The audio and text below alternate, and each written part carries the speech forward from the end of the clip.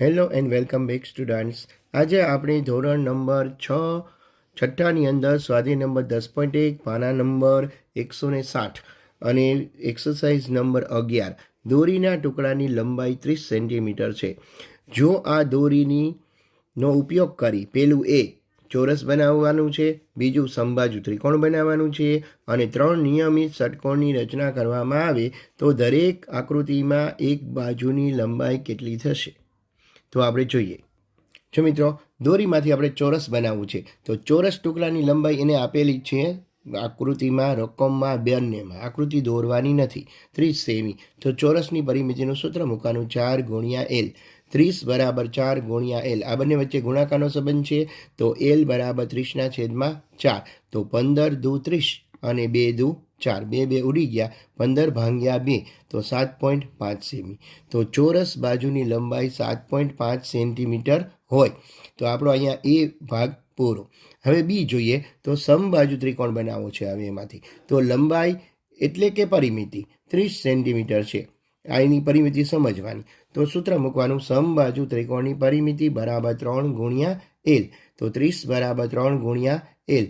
બંને વચ્ચે ગુણાકારનો સંબંધ છે. આ બાજુ આવે તો ભાગાકાર. 30 ભાગ્યા 3.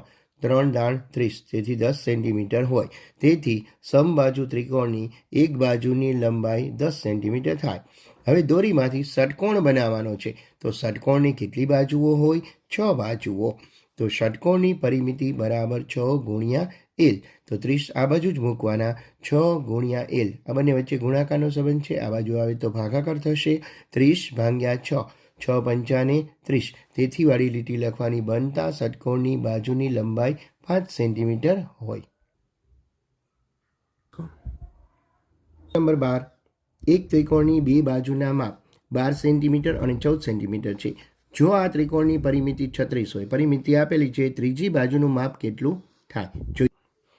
જો અહીં ત્રિકોણની બે બાજુના માપ આપ્યા છે 12 સેન્ટીમીટર અને 14 સેન્ટીમીટર. પરિમિતિ આપી છે 36 સેન્ટીમીટર. ત્રીજી બાજુનું માપ શોધવાનું છે. આ ખાસ સમજવાનું. તો ત્રિકોણની પરિમિતિ બરાબર ત્રણેય બાજુનો સરવાળો. 36 બરાબર 12 વત્તા 14 વત્તા ત્રીજી બાજુ. શું કામ? તો કે ત્રીજી બાજુનું માપ શોધવાનું છે. તો ત્રીજી બાજુનું 36 ના 36. આ બંનેનો સરવાળો થશે 12 વત્તા 14. તો બંનેનો સરવાળો થશે 26 વત્તા ત્રીજી બાજુ. હવે આપણે ત્રીજી બાજુના માપને કરતા બનાવીએ તો 36 ના 36. 26 પ્લસ છે, આ બાજુ આવે તો માઇનસ થશે. 36 માઇનસ 26 બરાબર 10 સેન્ટીમીટર થાય. તેથી ત્રિકોણની ત્રીજી બાજુનું માપ 10 સેમી થશે. 13મો દાખલો છે. એક ચોરસ બાજુની માપ 250 મીટર છે. તેની ફરતે વાડ કરવાનો ખર્ચ 20 રૂપિયા પ્રતિ મીટર પ્રમાણે કેટલો થશે? ચોરસને ખાલી જગ્યા બાજુ હોય તો કે 4 બાજુ હોય. ચોરસની પરિમિતિ બરાબર 4 ગુણ્યા L.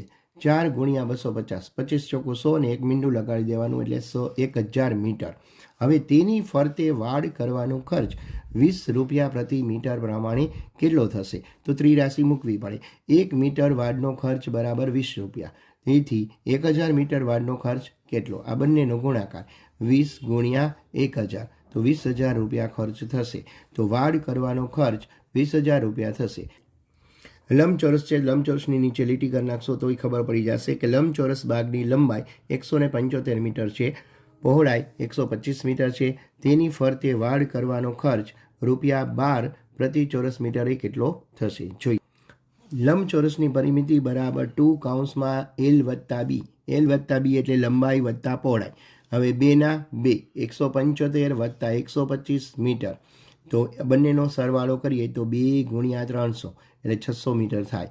હવે ખર્ચ 1 મીટર વાડનો ખર્ચ 12 રૂપિયા. આ રૂપિયાનો રૂ છે. તો તેથી 600 મીટર વાડનો ખર્ચ કેટલો? 600 ગુણ્યા 12. 12 છક 72. 7,200 રૂપિયા થાય. તો લંબચોરસ વાડનો ખર્ચ 7,200 રૂપિયા થાય. દાખલો પૂરો. સ્વીટી એક ચોરસ બાગની ફરતે દોડે છે, જેની એક બાજુનું માપ 75 મીટર છે. બુલબુલ એક લંબચોરસ બાગની ફરતે દોડે છે, જેની લંબાઈ 60 મીટર અને પહોળાઈ 45 મીટર છે. કોણ ઓછું અંતર દોડે છે? જોઈએ. સૌપ્રથમ આપણે ચોરસ. સ્વીટી છે એ ચોરસ બાગની ફરતે દોડે છે. તો ચોરસની પરિમિતિ બરાબર 4 ગુણ્યા L. તો 4 ગુણ્યા 75 મીટર. તેથી 300 મીટર દોડે છે. આમ સ્વીટી 300 મીટર દોડી. હવે બુલબુલનો વારો લઈએ તો બુલબુલ છે એ લંબચોરસ ભાગ ફરતે દોડે છે, તો એમાં આ સૂત્ર ફરી જશે. તો લંબચોરસની પરિમિતિ બરાબર 2 L વત્તા B, 2 60 વત્તા 45. બંનેનો સરવાળો કરીએ તો 2 × 105, 105 દુ 210 મીટર થાય. તો કોણ ઓછું દોડે છે એમ કીધું છે? બુલબુલ 210 મીટર દોડે છે, તો સ્વીટી છે એ 300 મીટર દોડે છે, બુલબુલ છે એ 210 મીટર દોડે છે, અને ગ્રેટર ધેનની નિશાની કહેવાય. તેથી બુલબુલ સ્વીટી કરતાં ઓછું અંતર દોડે છે. વિદ્યાર્થી મિત્રો, તમારા બધા મિત્રો સાથે શેર કરજો અને ચેનલને લાઈક અને સબસ્ક્રાઈબ કરવાનું ભૂલતા નહીં.